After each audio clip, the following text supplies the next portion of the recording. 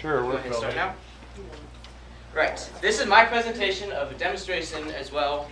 Okay. And I've been trying very hard to keep all of you in the dark about that, and you'll see in a second. Alright, I'll give you a few clues quick. What is it? Well, it's a very awesome show. It's very colorful. It's been around since the 1990s. It has some good lessons at the end of it. I'm pretty sure you all know what I'm talking about. Yes, I'm talking about Power Rangers. I'm going to show you how to be a Power Ranger today. No, not really. I'm joking. Come on, guys. You should know me better than that. No, I'm actually talking about My Little Pony. Now, I know what a lot of you are probably thinking right now. Yeah, what Spike says. But really, it's not as bad a show as some of you would probably make it out to be right away. And I'm sure a lot of you, because I did this too, I'm sure a lot of you are probably carrying hate from the last seasons because you didn't like those, and honestly, I did not either. So, there have been 4 series, or generations as what some people would call it. The first one was kind of adventurous with dragons and orcs. It really was not that great. Second one was a high school drama of girls getting boyfriends, and enough said. The third one, I don't even know. I just know it's sort of a combination of the last 2, and it didn't work out so great. The version 3.5 was when they were little babies, and that didn't work out so great. Now, Generation 4 is what I'm talking about. Why is this one different? Well, it had good animations. The problems of the stories were very unique and very awesome. Each character had its very own unique qualities and problems that they had to face. The lessons at the end were very good and very life important. And soon the population of this series grew. Oh shoot, I clicked back. Alright, so what is a brony? A brony is a word that was created by the fans of a combination of the words bro and pony equaling brony. This is normally given to men and teens who like the show. Their ages range from about 16 to 40, or sometimes even older. Some girls who are fans of the show also like to be called bronies, but some of them prefer Pegasus, which is Pegasus and sister. Now, how can you become one too? Well, I did some research and there's about 3 different types. There's a minimal requirement where you just watch the first season and you pick a favorite pony of the 6. There's a standard brony, which they watch season 2 as well. They sometimes collect some of the action figures. You have to tell your friends about it, and of course you have to wear shirts about it too. This is a good example. No, it's not mine, it's too small. This is mine. And of course you also have to collect the action figures. These are not mine, these are my sister's. This one's mine.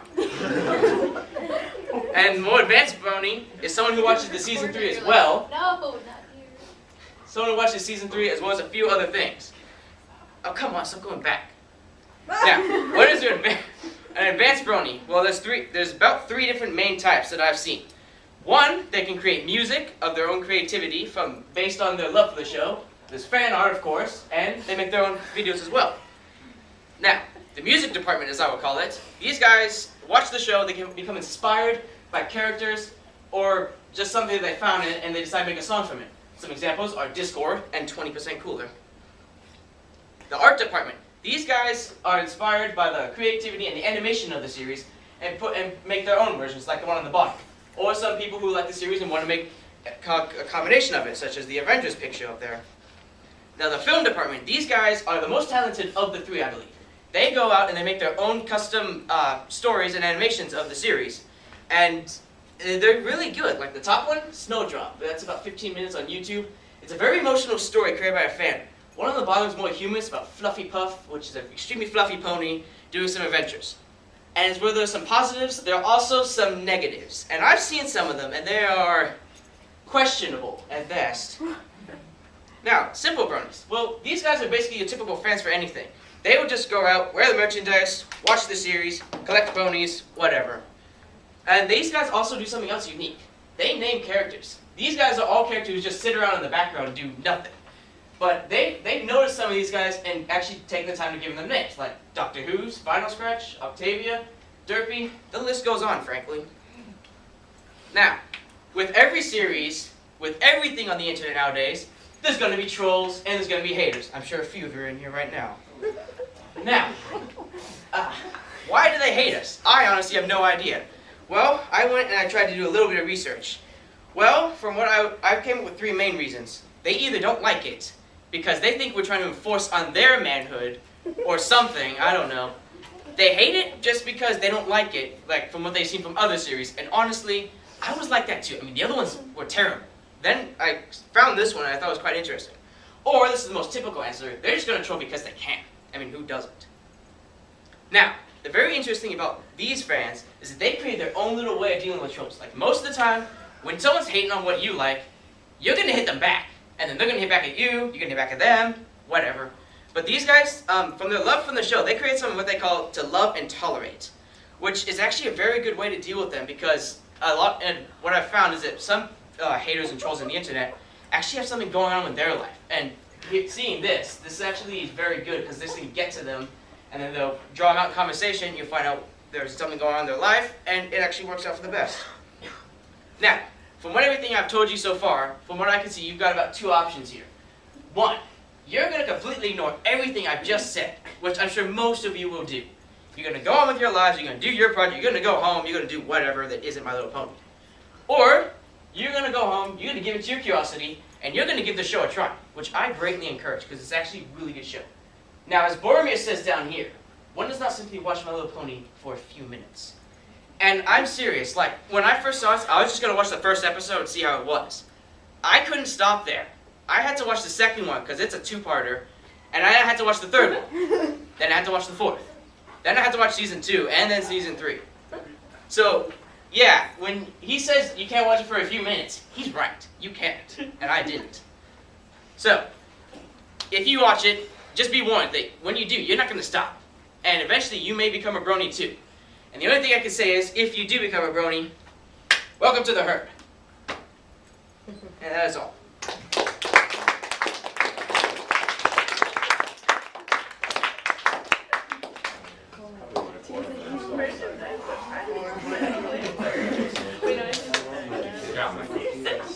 Now some of you might see why I kept you in the dark so much with this one. This is Jason. I can't go after that.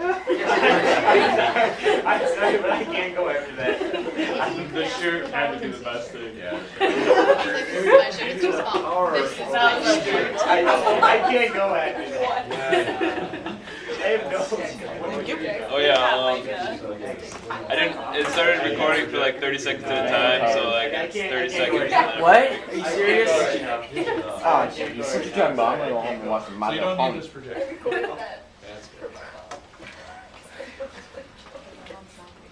I'm just gonna keep recording. He's got an hour left. What? Are we still recording? Yeah. Go get a drink. Yes, go get a drink. She already knew. I already know. A brony.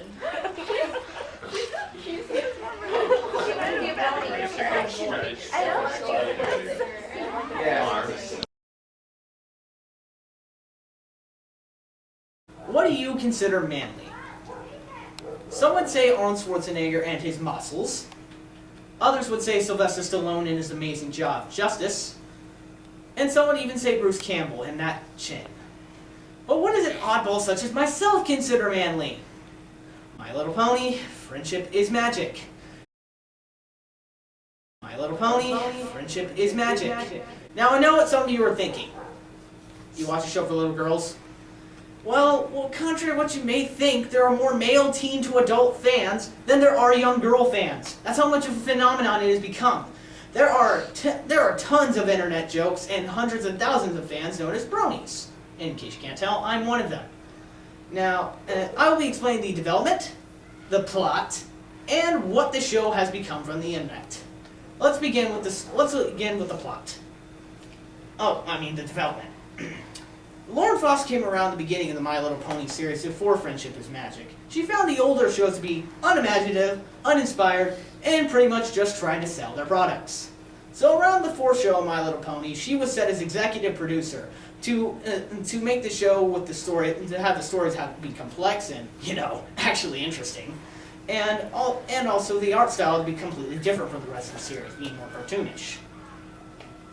And the animation itself is Flash, which anyone who's used Flash before would know it is absolutely amazing animation.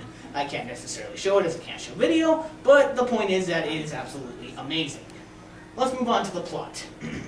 In the magical land of Equestria, Pegasus and Unicorn alike roam amongst the world. Equestria is ruled by 2 princesses named Celestia and Luna. Celestia controlled the day, while Luna controlled the night. The Luna soon turns to the dark side of the Force, out of jealousy of her sister. She is now known as Nightmare Moon, At least for the first episode, but I don't feel like giving anything away. The main show is about intelligent. The main plot of the show is about an intelligent young mare named Twilight Sparkle, who meets 5 different friends: the adventurous Rainbow Dash, the country lack Applejack, the crazy partier Pinkie Pie, the shy Fluttershy, and the style-obsessed Rarity. Every new adventure is every new day is a new adventure, and new lessons to be learned, and new characters to meet. Not to mention, the cast is absolutely huge. Now the internet comes in and makes the series 100% more popular and, dare I say it, 20% cooler. And it all started on 4chan. On 4chan, there was a user that said, "OMG Hacksaws, this show is amazing!" Other people gave it a shot and they agreed, "OMG Hacksaws, this show is amazing!" So, they gave it a chance, and the show started a bunch of internet jokes, such as good old Derby Coops over here. And there was even a high school student that calculated Rainbow Dash's move, known as the Sonic Rainbow, calculates at an average speed of 1,653 miles per second, which translates to about 15 Gs, more average than the human body, and breaks the color spectrum itself along with the sound barrier. That's right, a pony broke the sound barrier. Look it up, kids! Now, in conclusion, My Little Pony: Friendship is Magic is a fantastic show. It deserves all the credit it gets. And honestly, I know some of you are skeptical when I'm talking about this. Because, it's a show for little girls.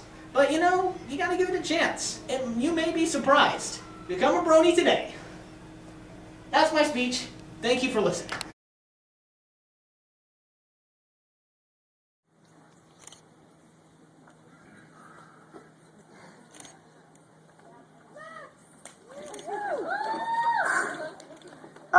The first part of my speech is probably going to sail over a lot of your heads unless you really like My Little Pony.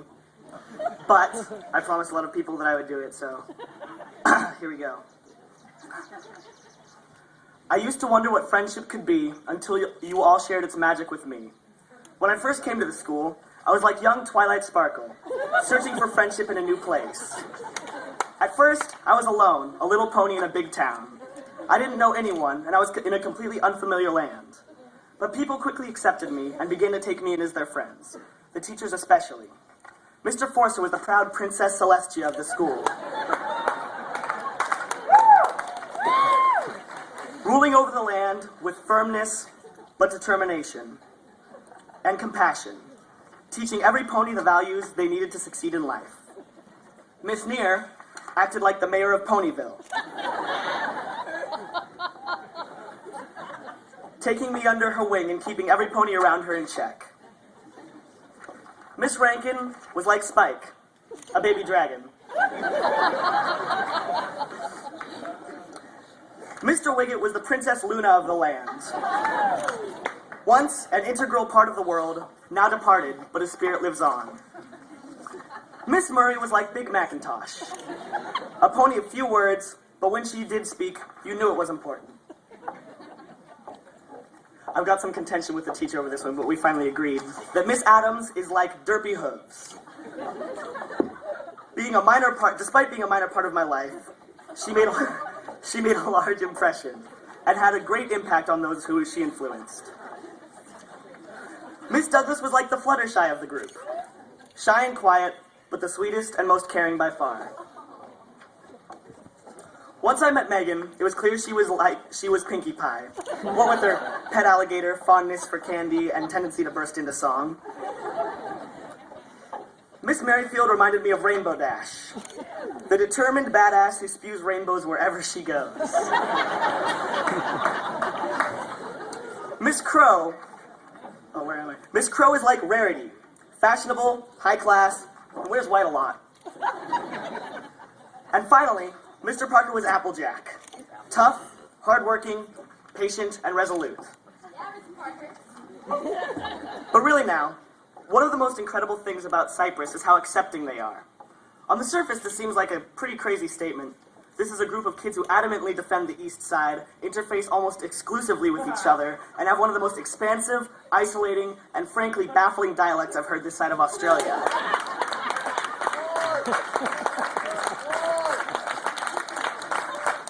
As a whiny PCS kid coming from the West Side, I had no idea what a loke was, what the word chundle meant, or what it was to yick too thick. Terms like yod and nord sailed over my head, and it was pretty hard to feel at home among all the ES fervor. But anyone who's actually spent some time among these kids will tell you that beneath all that, they really are a family. I remember not a month after I came to this school, I was walking back from Michoacan with John, Jackson, and the rest of our little gang, when a couple of guys hanging around the parking lot started mocking me. I didn't really think much of it, but on the way back, Jackson mentioned it to one of the kids from Cyprus, and he managed to assemble a group of roughly 20 students willing to be late to class and walk back to that parking lot just to teach those two guys that you don't mess with a Cyprus kid. And that was awesome. I didn't even know these kids' names, and they were backing me up and defending me. And the teachers are the same. When you enter Cyprus, you enter a family, and no matter what differences you have, you take care of each other. And that's pretty incredible. Anyways, I've probably rambled on for long enough, but just to sum it all up, I'd like to thank all the amazing teachers here, present and past, as well as the great class that I got to be a part of. In particular, some of my oldest friends here, Michelle, Donovan, Sequoia, and Jonathan, for being my rock when I first came to the school.